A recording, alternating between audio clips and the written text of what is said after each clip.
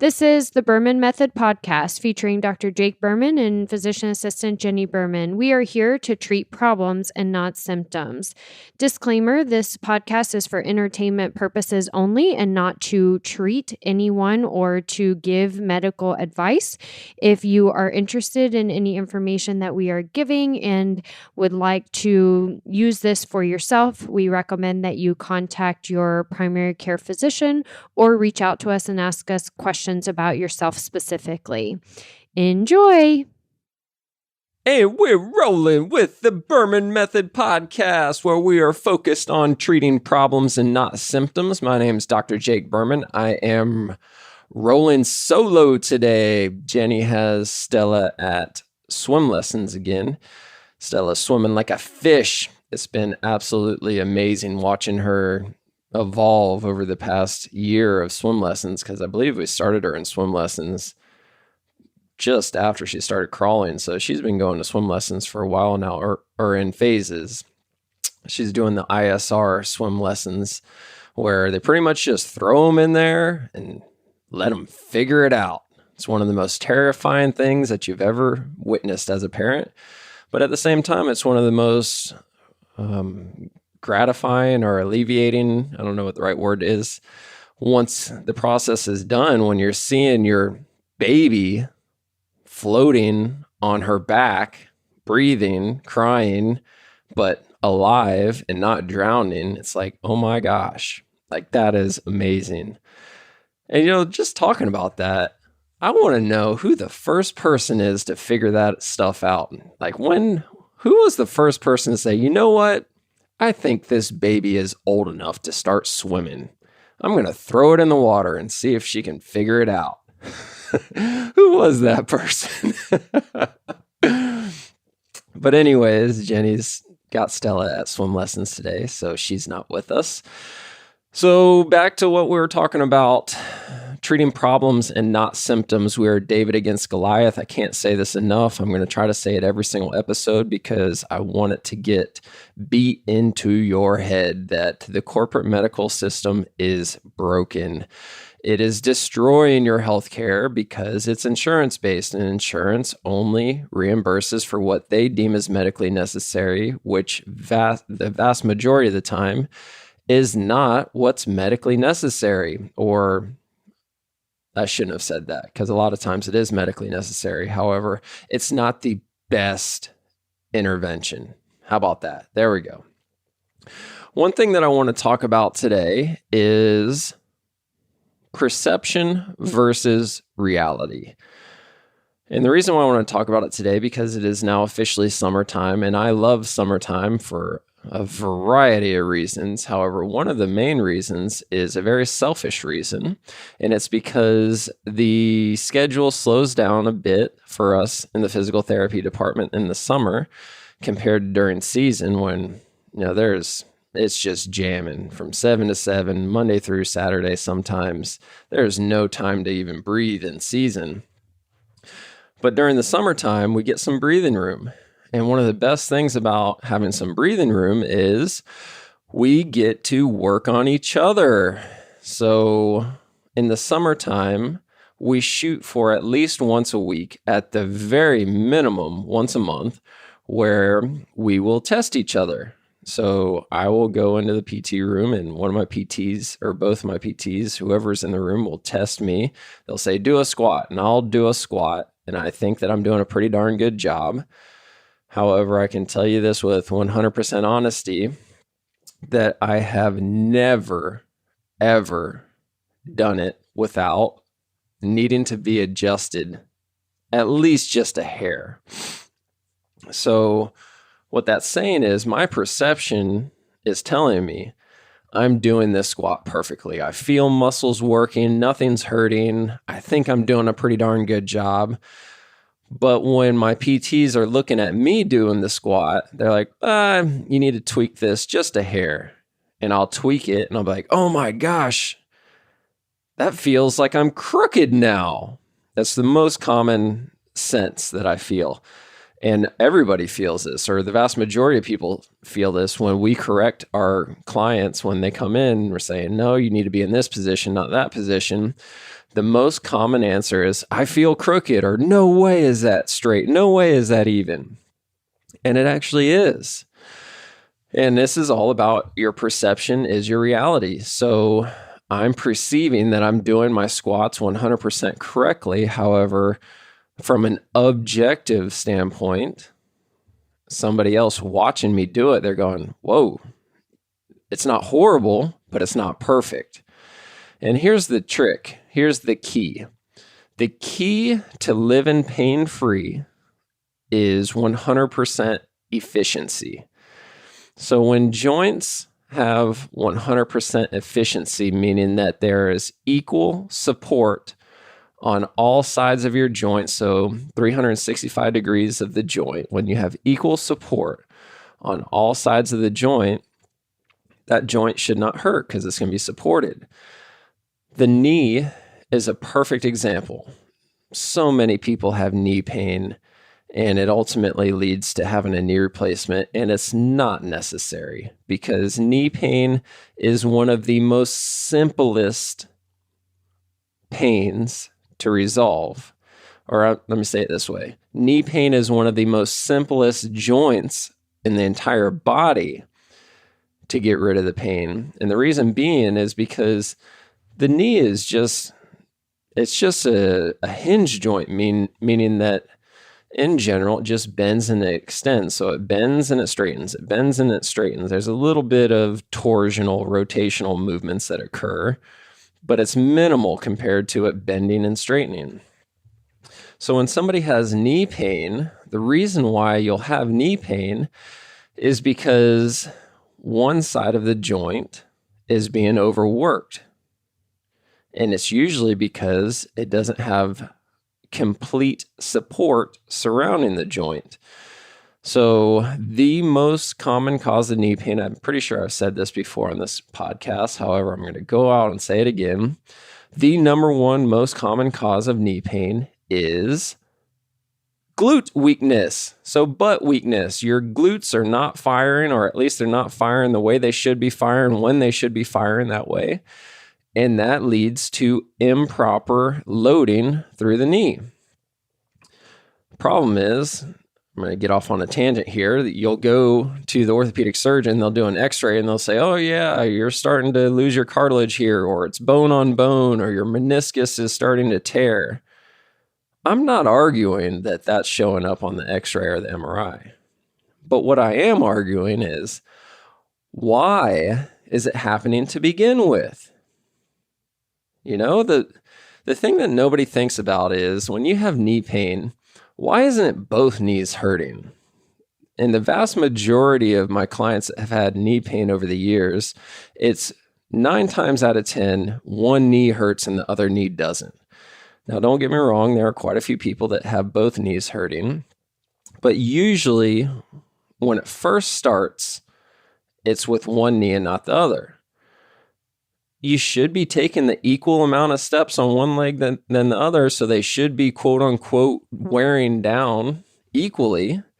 So why does one knee hurt more than the other? And it comes down to perception versus reality. You're doing something different on that side than you're doing on the other side that doesn't hurt. So to come back full circle to what I'm talking about here is I love summertime because this gives us an opportunity, me and my PTs gives us the opportunity to work on each other because we're constantly working on everybody else the rest of the year. So our bodies go to crap, right? So when we get to work on each other by the end of the summer, by the time October rolls around, I'm feeling pretty darn good. I'm feeling almost invincible. Let's start lifting some heavy weight. Let's start being athletic and go in there and have some fun. Not be worried about aches and pains and things like that. Not that I worry about it anyways, but I'm just saying I just feel so much better at the end of the summer physically than I do at the beginning of the summer. And the reason is because we regularly check in with each other, where at least once a month, hopefully once a week, I'll do a squat and they'll tell me how I'm wrong. I'll do a posture pose and they'll tell me how I'm doing it wrong. I'll do whatever it is, some type of functional movement, a lunge, a handstand, whatever it is. And they'll say, yeah, you're not pushing hard enough here. You're not in the right position there. And it's minimal tweaks, but it makes maximal results as far as joint stability and not having pain. That's the biggest thing, not having pain, avoiding injury. It really comes down to an ounce of prevention is worth a pound of cure. I know everybody that's listening to this should have heard that saying before. The problem with that saying is nobody really wants to do it. Nobody really wants to put the time and effort in to an ounce of prevention. They'd rather just wait for it to start hurting. Okay, now I'll do it. It's hurting, so now I'll do it. It's like out of sight, out of mind. It's kind of like changing your engine oil. It's very similar to changing your engine oil. If you don't change your engine oil, every recommended 3,000 or 5,000, I think some motors are going 7,000 miles now, you don't really hear a problem once you go over that barrier. So let's use 3,000 miles just for example. You're supposed to change your engine oil every 3,000 miles with at least the old school motors and the old school engine oil. If you don't change the engine oil right at 3,000 miles, the engine does not blow up. You won't hear a difference. You won't feel a difference. Nothing changes at all. So you can keep driving thinking that there's no problem at all. And I'd be willing to bet that you could probably double it. I bet you could probably make it 6,000 miles without changing it and never even knowing that there's a problem. You won't see it overheat. You won't hear a noise. You won't hear anything. But there's going to get a point where maybe it's 6,500 miles, maybe it's 7,000 miles, maybe it's 9,000 miles, maybe it's 12,000 miles where something is going to happen. You're going to start to hear a noise. It's going to start to overheat, or worst case scenario, it's going to blow a rod, or the block is going to crack. Something bad is going to happen. And usually what happens is when you take it to the mechanic, then they go, oh boy, we've got a whole list of things that need to be repaired now. When all you really needed to do was change the engine oil 3,000 miles ago or 5,000 miles ago, however long you went over the limit or the recommended time, that's all you needed to do. If you would have just did that back then, it would have taken you 30 minutes of your day and $100 or $200 to change the engine oil.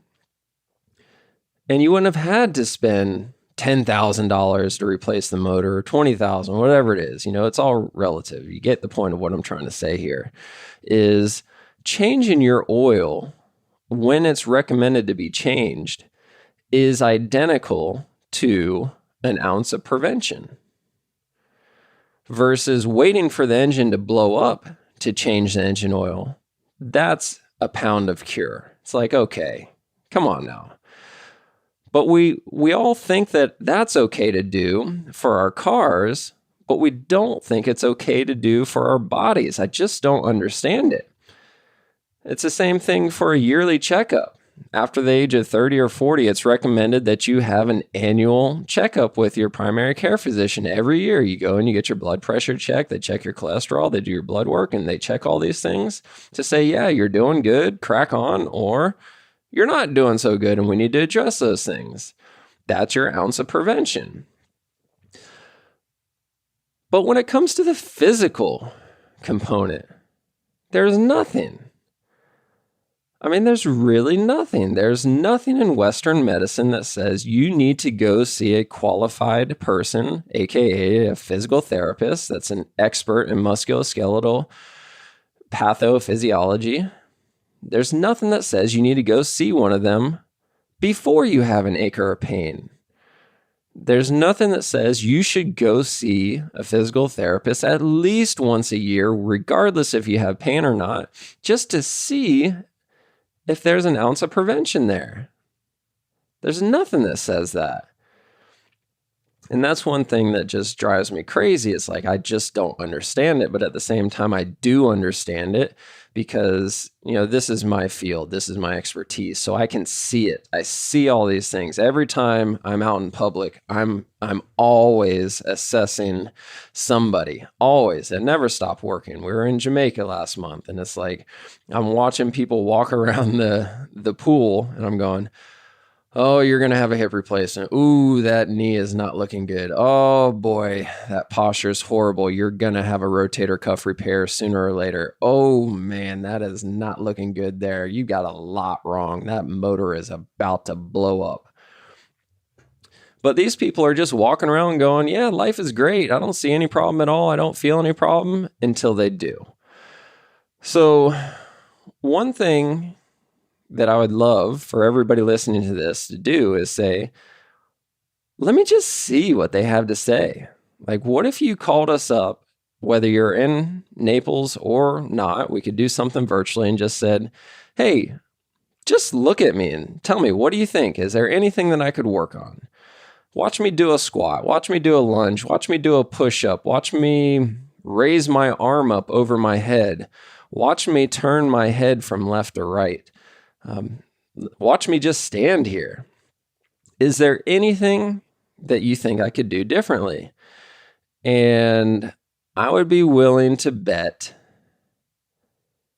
the answer is yes. Because I have never, ever found anybody in my entire career that couldn't benefit from at least just a little tweak. The vast majority of the times, it's a big tweak that makes a significant difference, that is a huge ounce of prevention that could potentially prevent a massive, massive surgery down the road, a massive, massive decline in quality of life. And it doesn't take much at all. Remember, the easiest time to fix something is before it starts to hurt. The longer you live in pain, the longer it takes to fix it. It's that simple. If you've been living with back pain for a year, it's going to take a lot longer to get rid of that back pain than if you're living with back pain for a month. It's that simple. And the reason why it is because you develop compensatory movement patterns that just take that much longer to unlearn, right? So I don't want to keep beating this dead horse or whatever the saying is, but I do want to leave you with this, is I want you to really think about it.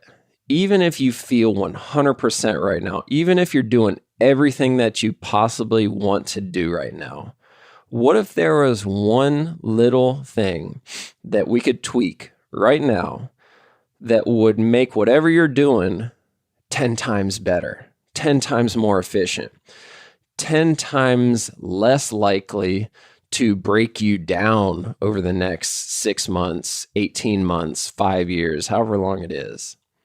What if we could do that? Would it be worth talking to us for 30 minutes?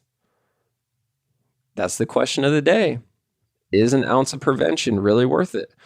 I think we're getting close to 50 episodes on this podcast now. And if you have listened to all of these episodes and you don't believe that an ounce of prevention is worth it by now, why the heck are you still listening to this podcast? Why are you listening to me rant? You just like listen to me rant every once in a while, especially when Jenny's not here. I get on my soapbox and start going off crazy. But either way, just think about it.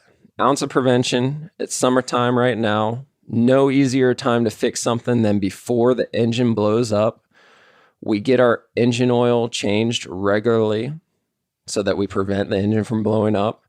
We go to our primary care physician at least once a year for an annual checkup, just so something doesn't blow up.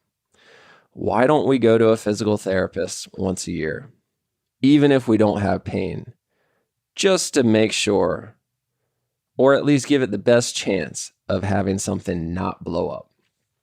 All right, I'm leaving you with that. Until next time, like Jenny says, ciao for now. Thank you for subscribing on your social media and podcast platforms to the Berman Method. Dr. Jake Berman with Berman Physical Therapy and Jenny Berman, Physician Assistant with Berman Health and Wellness. You can find more information on our website, www.bermanpt.com for physical therapy, bermanpt.com/wellness for the health and wellness. You can also find us on social media, Facebook, Instagram, and on your podcast platforms. So be sure to follow us, like us, subscribe to us. And if you would like any further information, definitely visit our website and reach out to us. You may also find our free reports on the websites as well, where you can download this free information for yourself. Have a great day.